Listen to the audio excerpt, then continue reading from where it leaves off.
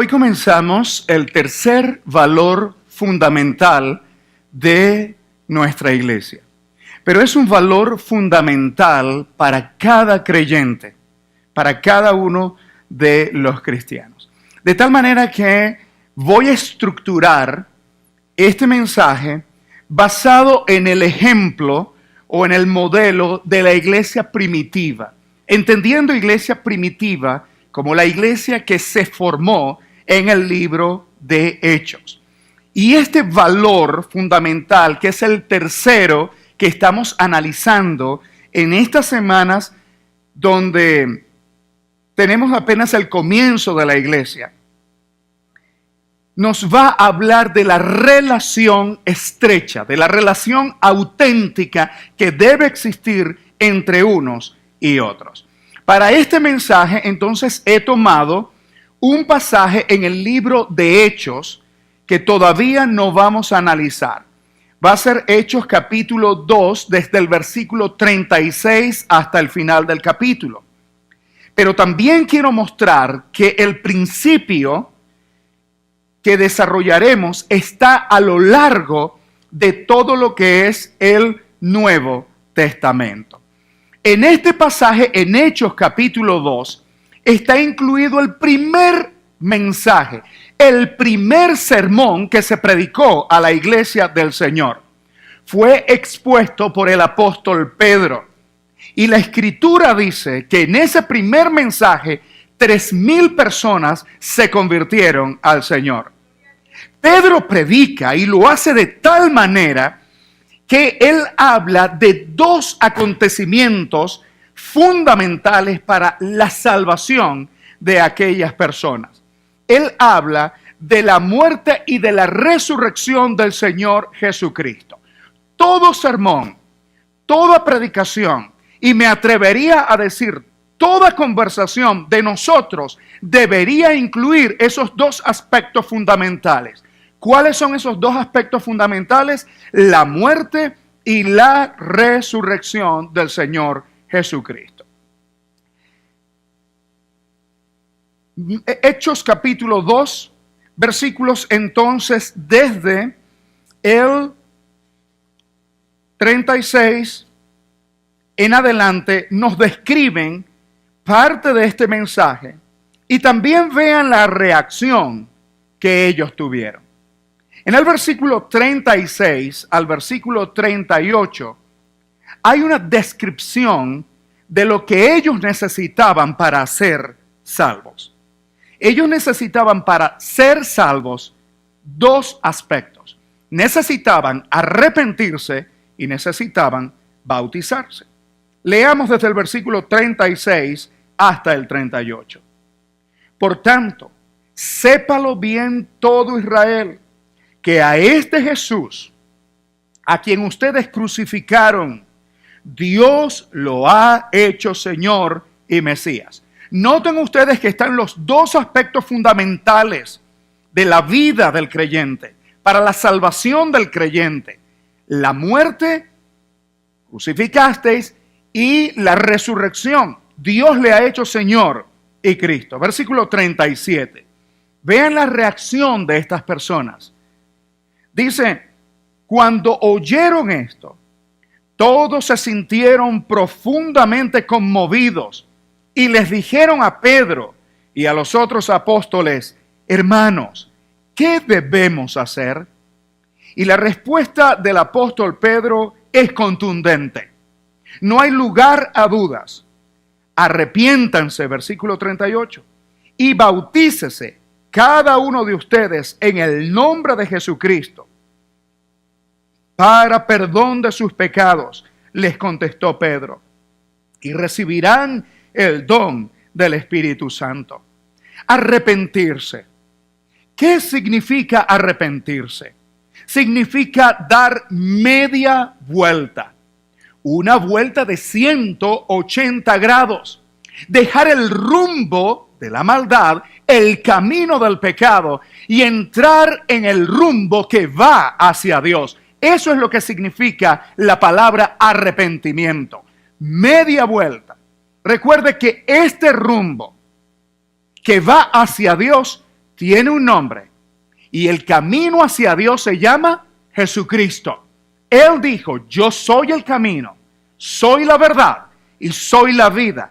Nadie viene al Padre sino por mí. Juan capítulo 14, versículo 6. De tal manera que arrepentirse involucraba un cambio radical en la vida, donde se reconocen los pecados que hemos cometido y que los confesamos ante Dios y pedimos perdón en el nombre de nuestro Señor Jesucristo, basados en la obra de nuestro Señor Jesucristo en la cruz. Yo quiero preguntarle a usted, si todavía no ha hecho una decisión por Cristo, si te has arrepentido, si has confesado ante el Señor tus pecados, te has vuelto a Él, si reconoces esa carga, si reconoces esa condenación que te trae el pecado, ¿ya te has arrepentido?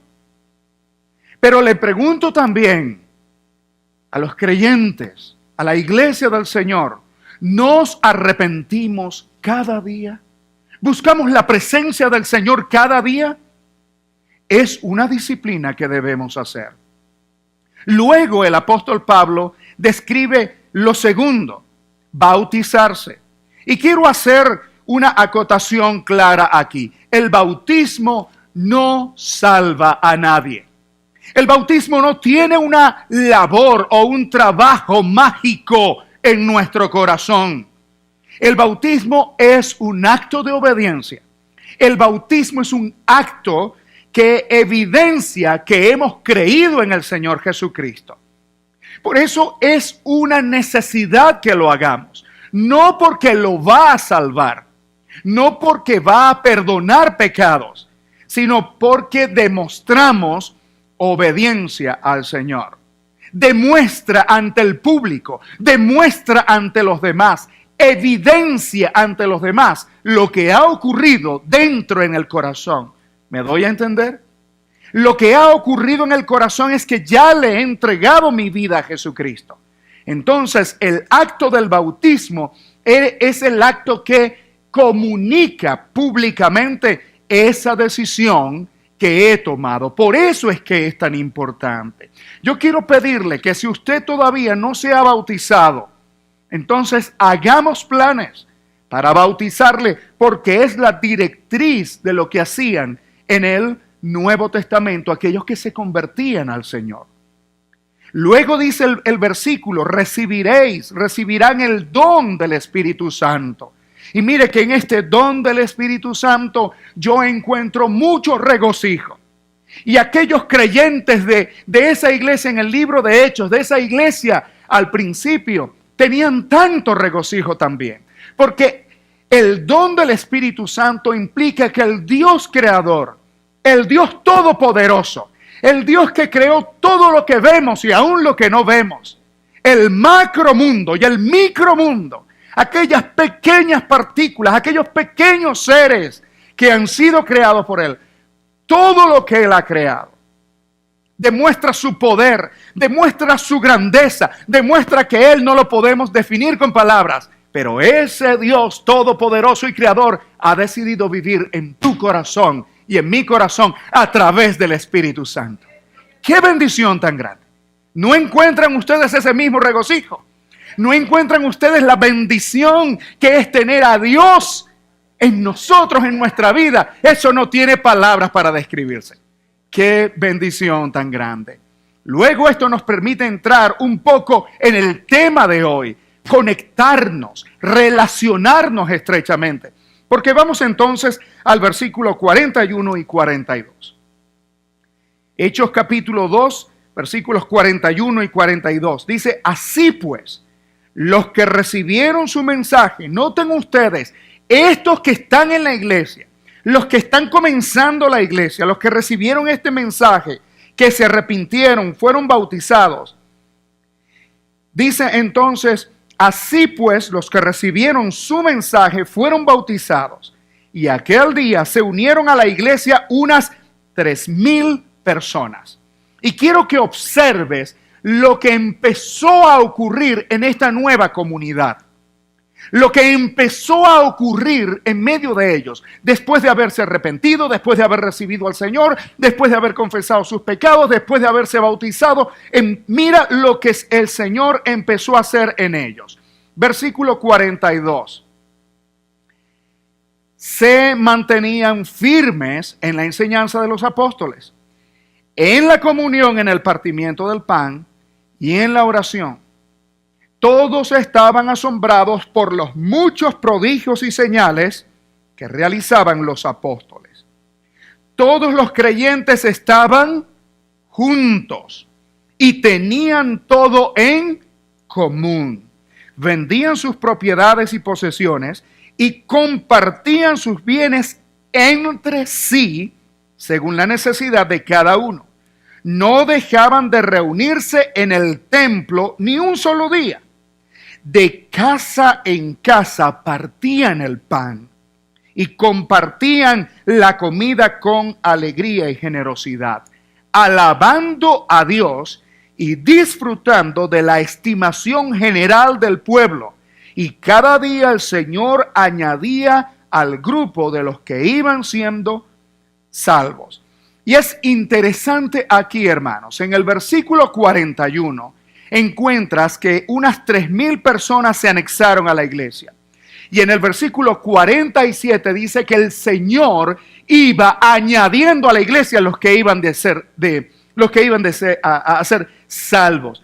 Amados hermanos, una clave en este pasaje es que en la medida en la que nosotros nos relacionemos unos con otros, en esa medida el Señor va a ir atrayendo más y más personas a la iglesia.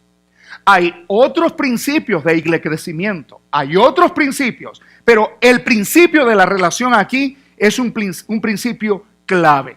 La idea central de este pasaje es aprender y desarrollar la vida unos con otros. Diga conmigo, unos con otros. Otra vez, unos con otros. Como una marca indispensable para desarrollarnos, para vivir la vida cristiana. Ese es el tema central. Ahora, antes de seguir estudiando en Hechos, yo quiero que vayamos y demos un recorrido por algunos de los libros y de las cartas del Nuevo Testamento. Y vamos a encontrar el mismo principio. Si vas a Juan capítulo 13, versículo 34, este mandamiento nuevo les doy, que se amen, ¿quiénes? Los unos a los otros. Entonces, ya ves allí en este mandamiento que el Señor nos da. Vamos al libro de Marcos, página 656, Marcos 9, 50. Marcos, capítulo 9, versículo 50. Dice, la sal es buena, pero si deja de ser salada, ¿cómo le pueden volver a dar sabor? Que no falte la sal entre ustedes, para que puedan vivir en paz, ¿qué? Unos con otros. Vamos entonces al libro de Romanos, o la carta de Romanos, Romanos capítulo 12, versículo 16. Esto es un breve repaso de algunos pasajes que tiene la frase unos con otros. Romanos capítulo 12, versículo 10, dice así la palabra del Señor: ámense los unos a los otros con amor fraternal, respetándose y honrándose mutuamente. La palabra mutuamente también puede sustituir la frase unos con otros o unos a los otros. Un poquito más adelante, versículo 16, Romanos capítulo 12, versículo 16. Dice allí la escritura: vivan en armonía, ¿quiénes? Los unos con los otros. No sean arrogantes, sino háganse solidarios con los humildes. No se crean los únicos en saber. Romanos también, capítulo 14, versículo número 13. Romanos 14, 13. Por tanto, dejemos de juzgarnos, ¿quiénes? Unos a otros. Dejemos de juzgarnos unos a otros, dice la Escritura. Romanos, pase la página, capítulo 15, versículo número 7. Allí vamos a volverlo a leer. Por tanto, acéptense mutuamente. O usted puede colocar, acéptense los unos a los otros, así como Cristo los aceptó a ustedes para gloria de Dios. Vamos a la siguiente carta, primera carta a los Corintios, capítulo 12, versículo 25. En estas cartas doctrinales encontramos el fundamento para nosotros como iglesia. Primera a los Corintios, segunda a los Corintios, también Romanos, cartas que nos hablan de la doctrina que debemos manejar como iglesia. Tenemos aquí entonces primera carta a los Corintios, capítulo 12, versículo 25. Y dice, a fin de que no haya división en el cuerpo, sino que sus miembros se preocupen por igual, ¿quiénes? Unos por otros. Seguimos entonces en Gálatas capítulo 5, versículo número 13. Gálatas capítulo 5, versículo